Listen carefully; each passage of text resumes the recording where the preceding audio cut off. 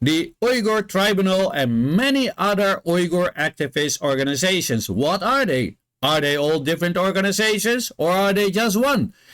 This is your favorite half Chinese. This is going to be interesting. Let me know what you think of it in the comments. Give it a like and share it with your friends. People should know this. Look at this flag. It's very important. It's coming back. It's blue with a part of a moon and a star in white. So, the Uyghur Tribunal was set up by Geoffrey Nice, the prosecutor in the war crimes trial of Slobodan Milosevic, launched the Uyghur Tribunal in September 2020. The tribunal was set up in response to a June 2020 request from the World Uyghur Congress, which provided the initial evidence to the tribunal. So basically, it looks like the Uyghur Tribunal is the World Uyghur Congress. Geoffrey Nice, who is he? Nice was the chair of the China Tribunal commissioned by the International Coalition to End Transplant Abuse in China and some Falun Gong practitioners. Nice was asked to become the head of 2021 Uyghur Tribunal by the World Uyghur Congress. The Congress represents exiled Uyghurs, right?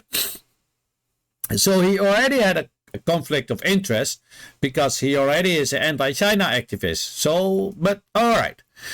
The World Uyghur Congress comes back here. Now, if we look here at the emblem, you can see that same flag as we had here, right? It's exactly the same flag. And it's very important it comes back. The current leadership, here we also see Omer Kanat. We're coming back to that.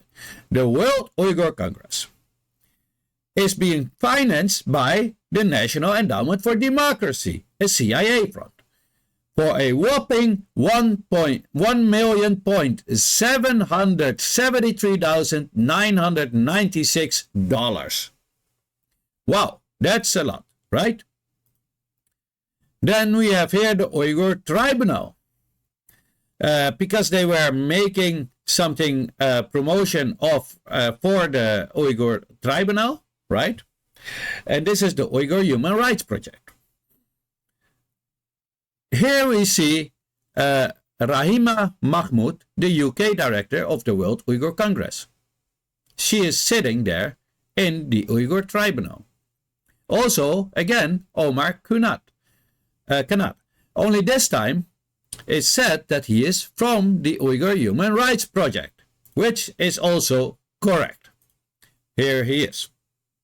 So, Omer Kanat is a very, very busy man because he is at the World Uyghur Congress, and he is also from the Uyghur Human Rights Project.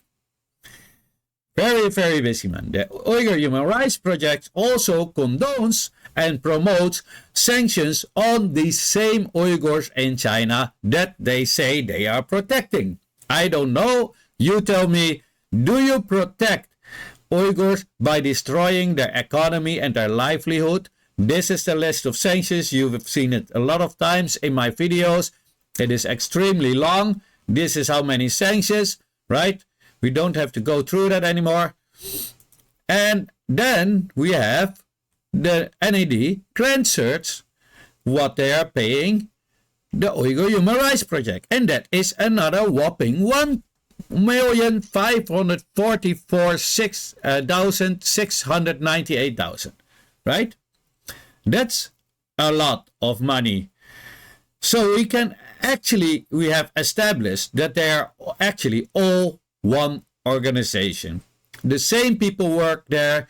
They are funded by one and only NED. And now comes the bombshell. They are also linked to the ETIM. If we can see the flag.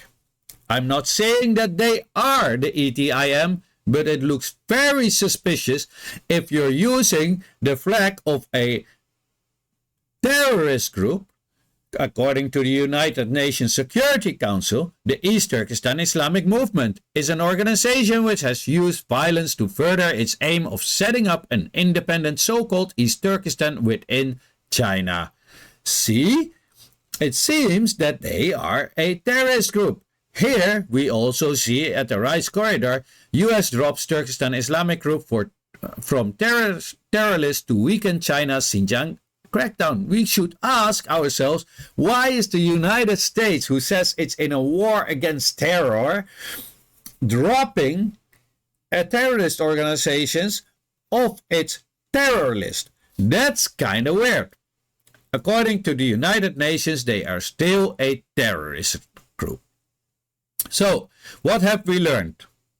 We have learned that once again we have been fooled. We think all the time that those are all different kind of organizations, while they are actually one, and all lead to the NED. And what is the NED? NED is a similar organization as the CIA. In fact, they pride themselves by saying they do what the CIA can't do anymore.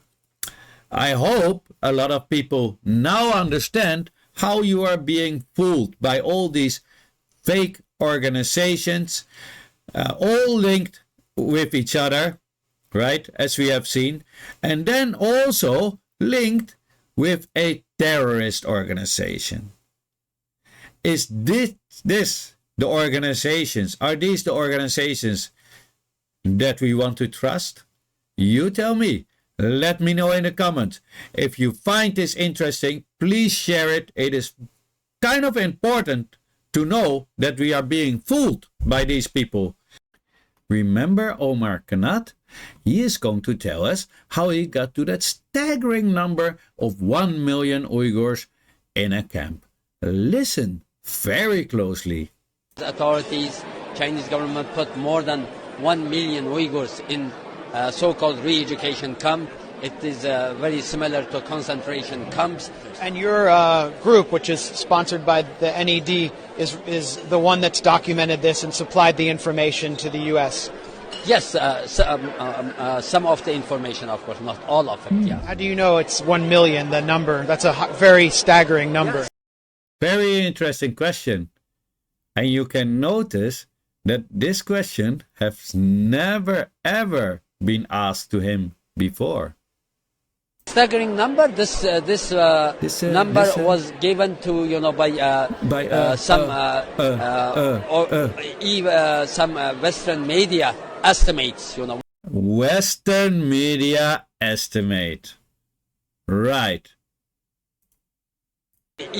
Some Western media estimates. We don't know exactly how Western don't know exactly. Don't know exactly. And these are the sources that we must trust. media.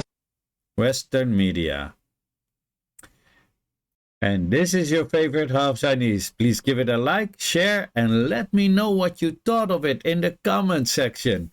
Let's hear it. Have a very good day.